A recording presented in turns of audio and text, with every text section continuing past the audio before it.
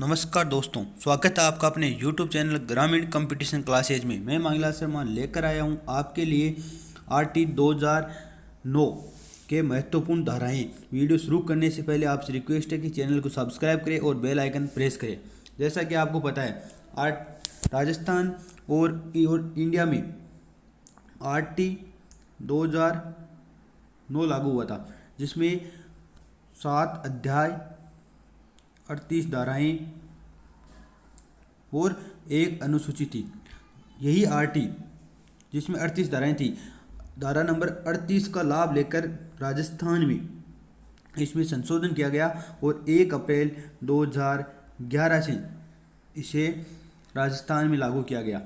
जैसा कि इंडिया में की बात करें तो इंडिया में 1 अप्रैल 2010 को जम्मू कश्मीर राज्य को छोड़कर पूरे भारत में इसे लागू किया गया। और इसके अलावा इसमें यह 135वां देश था। आपको यह भी याद रखना है, ये 135वां देश था जिसमें RT लागू हुआ था। 135वां देश था। इससे पहले 134 देश RT लागू कर चुके थे। एक बात आपको याद यह रखनी है कि पहला देश कौन सा था RT लागू करने वाला, वो था परसा। पहला देश था परसा जिसने RT लागू की थी। इसके बाद में इसकी महत्वपूर्ण धाराएं हैं, उनके बारे में आज आप चर्चा करेंगे। इसमें पहली धारा आती है निःशुल्क एवं अनिवार्य बाल शिक्षा अधिनियम 2010। इसमें पहली धारा आती है, जिसमें धारा नंबर 1 और 2 जो कि आपके लिए इम्पोर्टेंट नहीं है, इसमें इम्पोर्टेंट धाराओं का संग्रह किया गया है। वो धाराएं आपको परीक्षा में मिलेगी, कन्फर्म देख लेना। धारा नंबर 3, धारा 3 कहा गया है कि 6 से 14 वर्ष के आयु वर्ग के बालक बालिकाओं को 8वीं तक की निःशुल्क शिक्षा उपलब्ध करवाना। जिसका RT का जो पूरा नाम था निःशुल्क एवं अनिवार्य बाल शिक्षा अधिकार अधिनियम, वही कहा गया है कि 6 से 14 वर्ष की आयु वर्ग के बालक बालिकाओं को 8वीं तक की निःशुल्क शिक्षा उपलब्ध करना धारा 3 में कहा गया है। अब आपको यह भी पूछ सकता है ऐसा कौन सी धारा में कहा गया है, तो धारा 3 में। आपको यह भी पूछ सकता है कि धारा 3 में किस बात का उल्लेख है, और यह भी पूछ सकता है कि कौन से बालकों को शिक्षा दिलवाना, अनिवार्य निःशुल्क शिक्षा दिलवाना चाहिए। तो यह है 6 से 14 वर्ष। एक बार परीक्षा में ऐसा भी आएगा 6 से 18 वर्ष, 14 वर्ष से अधिक, 6 से 14 वर्ष, तो 6 वर्ष से कम। तो आपको यह याद रखना, 6 से 14 वर्ष आयु वर्ग के बालक बालिकाओं को 8वीं तक की निःशुल्क शिक्षा उपलब्ध करवाना। इसके बाद आती है धारा नंबर 4। धारा 4 में क्या कहा गया है कि आयु के आधार पर बालकों को कक्षा में प्रवेश कर दिया जाना तय किया गया। मतलब बालकों को आयु के आधार पर कक्षा में प्रवेश दिया जाए। अगर कोई बालक 10 साल का है तो उसकी उम्र के अनुसार वह जैसे 5वीं क्लास में 10 साल का बच्चा 5वीं क्लास में आ जाता है तो उसको 5वीं क्लास में बैठाया जाए, ये नहीं कि उसको पहली क्लास में बैठा दिया जाए। तो आपको ये भी ध्यान रखना है कि आयु के आधार पर बालकों को कक्षा में प्रवेश दिया जाए। यह कौन सी धारा में कहा गया है, धारा नंबर 4 में।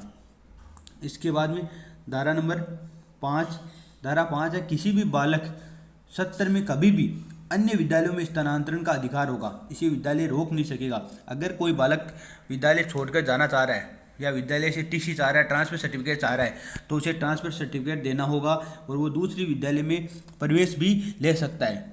कभी भी 70 के बीच में कभी भी ले सकता है, इसका कोई रोक नहीं है। ये कहा गया धारा 5 में।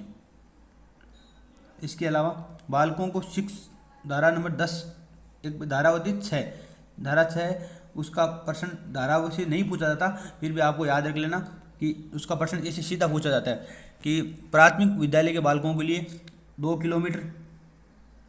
किलोमीटर और उच्च प्राथमिक विद्यालयों के लिए 3 किलोमीटर दूरी निर्धारित की गई है, वो हम आगे पढ़ेंगे। इसके बाद है धारा 10।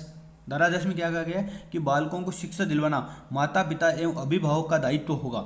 धारा 10 में कहा गया है कि बालकों को शिक्षा दिलवाना माता पिता एवं अभिभावक का दायित्व होगा। और जैसा कि आपको पता है, संविधान संशोधन हुआ था 86वां, 2002 में 86वां संविधान संशोधन हुआ था, जिसमें अनुच्छेद 51 के सर्जित हुआ। और इसमें कहा गया कि अभिभावकों का यह कर्तव्य है कि वो बालकों को शिक्षा दिलवाए। उसमें अभिभावकों को कर्तव्य घोषित किया गया था 51 के में। ये भी आपको याद रखना है, पूछा जा सकता है। इसके बाद आती है धारा 12। धारा 12 में क्या कहा गया है कि निजी शिक्षण संस्थानों में 25% सीटों पर पहली कक्षा से लेकर 8वीं क्लास तक 25% सीटों पर गरीब व अभावग्रस्त बालकों का प्रवेश किया जाए। 25% बच्चों पर SC ST वाले बच्चे या अभावग्रस्त बच्चे या गरीब बच्चे उनको प्रवेश दिलाया जाए। 25% सीटें उनके लिए निर्धारित की गई है। इसके बाद धारा नंबर आती है 13। धारा 13 में क्या कहा गया कि निजी विद्यालय किसी भी प्रकार का डोनेशन शुल्क नहीं ले सकेंगे। कोई भी निजी विद्यालय है वो किसी भी प्रकार का डोनेशन या सहयोग शुल्क नहीं ले सकेगा, ये कहा गया है धारा 13 में। इसके बाद आती है धारा 17 और ये आपको सबको याद होगी कि बालकों को किसी भी प्रकार का शारीरिक या मानसिक दंड नहीं दिया जाएगा, शारीरिक और मानसिक रूप से प्रताड़ित नहीं किया जाएगा, ये कहा गया था धारा 17 में, जो कि 2010 में लागू हुआ था। और उसके बाद में शारीरिक और मानसिक दंड नहीं किया जाएगा, उसके खिलाफ कानूनी कार्रवाई की जाएगी। तो मानसिक रूप से और शारीरिक रूप से प्रताड़ित नहीं किया जाएगा, ऐसा किसमें कहा गया है? धारा 17 में। इसके बाद आती है धारा 21। धारा 21 में क्या कहा गया कि प्रत्येक उच्च प्राथमिक विद्यालय SMC स्कूल मैनेजमेंट कमेटी का गठन करेगा, जिसमें 75% लोग अभिभावक होंगे तथा अभिभावकों में भी 50% महिलाएं होंगी। मतलब एक SMC का गठन करेगा जिसमें 75% लोग कौन होंगे? अभिभावक, और 25% लोग शिक्षक और प्रधानाचार्य होंगे। इसके अलावा ये 75% लोग हैं, इनमें भी 50% पुरुष और 50% महिलाएं होना अनिवार्य है। तो ये कहा गया है। अब अभी वर्तमान में जो SMC चल रही है उसमें 16 सदस्य होते हैं, जिनमें से 12 अभिभावक है, उनमें से 6 महिलाएं हैं और 6 पुरुष होते हैं। तो धारा 21 में कहा गया था SMC का गठन के बारे में। इसके बाद आती है धारा 23। धारा 23 में कहा गया था जो आप तैयारी करें RTET या REET, पहले RTET के नाम से थी, अब REET 2020 में जो होने वाली है उसके बारे में आप जो तैयारी करें, उसमें कहा गया कि शिक्षक पात्रता एवं योग्यता का निर्धारण इसके लिए केंद्र में CTET होगा एवं राज्यों में STET। राज्यों में जैसे राजस्थान में RTET और REET होता है वो परीक्षा आयोजित की जाएगी। मतलब शिक्षक पात्रता परीक्षा, और यह तो आपको याद रहेगी, शिक्षक पात्रता परीक्षा धारा 23 के अंतर्गत आती है। जो आप RTET या REET की तैयारी कर रहे हैं वो धारा 23 के अंतर्गत आती है। धारा 28 में कहा गया कि कोई भी शिक्षक निजी शिक्षण नहीं कराएगा या शिक्षण ट्यूशन नहीं कराएगा, इस पर पूर्णतया रोक है। इसके बाद आती है धारा 29। और धारा 29 में क्या कहा गया? धारा 29 में कहा गया है कि पाठ्यक्रम सुधार एवं जीवन केंद्रित बनाने का प्रयास किया जाए। धारा 29 में कहा गया है कि पाठ्यक्रम में सुधार किया जाए एवं पाठ्यक्रम को जीवन केंद्रित बनाया जाए। और जो मूल्यांकन प्रक्रिया SCC वो धारा 29 में आई थी, इसमें सम्मिलित की गई है मूल्यांकन प्रक्रिया। इसके बाद आती है धारा 30। 8वीं बोर्ड की अनिवार्यता समाप्त कर दी जाए। धारा 30 में कहा गया कि 8वीं बोर्ड की परीक्षा की अनिवार्यता समाप्त। इसका मतलब 8वीं की बोर्ड की अनिवार्यता नहीं है, कोई देना चाहे तो दे सकता है, नहीं देना चाहे तो नहीं दे सकता। इसके बाद लास्ट आती है धारा 38, जिसमें कहा गया कि कोई राज्य चाहे तो इस कानून में अपने स्तर पर राज्य या लोकहित में सुधार या संशोधन कर सकेगा। कोई भी राज्य इस कानून में अपने स्तर पर सुधार कर सकता है राज्य या लोकहित में। तो इसका लाभ लेते हुए राजस्थान ने, जिस टाइम अशोक गहलोत की सरकार थी, और इसने धारा 38 का लाभ लिया और इसमें संशोधन करके 1 अप्रैल 2011 को संशोधित RT लागू किया गया। इसके अलावा अन्य जानकारियों में आपको कुछ बातें याद रखनी है। जो धाराओं में आ गई है वो तो धारा के रूप में याद रखनी है, बाकी जो चीज़ें धारा में नहीं आई है, बाकी धाराएं हैं, उनमें से तथ्य पूछे जाते हैं और वो आपको याद रखने हैं। इसमें एक तो पहला तथ्य है कि प्राथमिक विद्यालयों में, जितने भी प्राथमिक विद्यालय हैं उनमें 40 छात्र होने पर एक शिक्षक की नियुक्ति की जाएगी। 40 छात्रों पर एक शिक्षक की नियुक्ति होगी प्राथमिक विद्यालय में, तथा 200 बालक होने पर एक प्रधानाध्यापक भी होगा। इसका मतलब 200 बालकों पर 5 तो शिक्षक प्लस एक प्रधानाध्यापक, इसका मतलब कुल 6 लोग होंगे। अगर 200 बालकों की प्राथमिक विद्यालय है उसमें कुल कितने लोग होंगे? 6 लोग। और उच्च प्राथमिक विद्यालय में क्या होगा? उच्च प्राथमिक विद्यालय में 35 छात्र है, उसमें 40 छात्र है और इसमें 35 छात्र पर एक शिक्षक। अगर 150 से अधिक बालक होने पर एक प्रधानाध्यापक भी होगा। इसमें कहा गया है कि 150 से अधिक, उसमें 200 से अधिक, इसमें कहा गया है 150 से अधिक होने पर एक प्रधानाध्यापक होगा। इसका मतलब 35 छात्र के अनुसार 150 से अधिक है तो 5 तो शिक्षक हो गए, एक अध्यापक हो गया, प्रधानाध्यापक हो गया, इसका मतलब 6 लोग हो गए।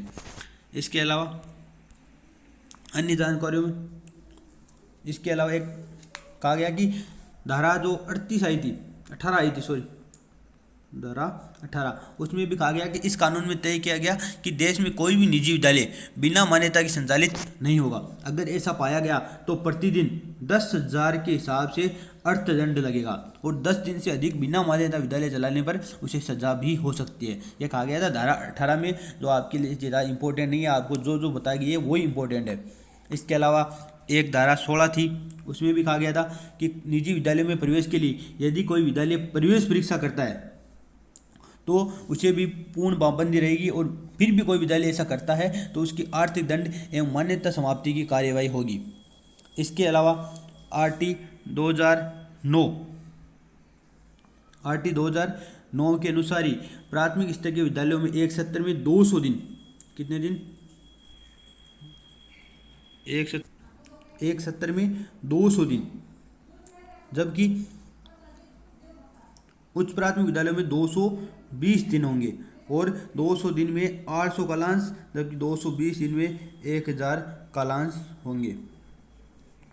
ये ऐसा भी कहा गया था। इसके अलावा एक जो धारा आपको 6 बताई थी, धारा 6, उसमें कहा गया था प्राथमिक विद्यालयों की दूरी 1 किलोमीटर और उच्च प्राथमिक विद्यालयों के लिए 3 किलोमीटर से अधिक दूरी नहीं होनी चाहिए। मतलब जो प्राथमिक विद्यालय है उसकी बच्चों से 1 किलोमीटर से ज़्यादा दूरी नहीं होनी चाहिए एवं उच्च प्राथमिक विद्यालय है उसमें 3 किलोमीटर से अधिक दूरी नहीं होनी चाहिए। और एक बात और याद रखनी आपको, एक ये भी तथ्य है, एक शिक्षक को प्रति सप्ताह कम से कम 45 घंटे, कम से कम 45 और शिक्षण एवं तैयारी में खर्च करने होंगे। मतलब जो 45 घंटे हैं एक सप्ताह में, वो शिक्षण में भी, पढ़ाने में भी और पढ़ाने के लिए तैयारी करने में भी खर्च करने होंगे। ये ऐसा भी कहा गया था। इसके अलावा आपको एक बात विशेष ध्यान रखनी है, वो बात क्या है, उसमें ये नोट लगा के ध्यान रखनी है आपको कि आरटी की कार्यों के लिए केंद्र एवं राज्य की सहभागिता 60:40 है। मतलब 60% केंद्र सरकार का दायित्व है और 40% राज्य सरकार का दायित्व है और इसके लिए 8वीं तक बजट भी 60:40 में खर्च किया जाता है। आज के लिए इतना ही, मिलते हैं नेक्स्ट वीडियो में। धन्यवाद।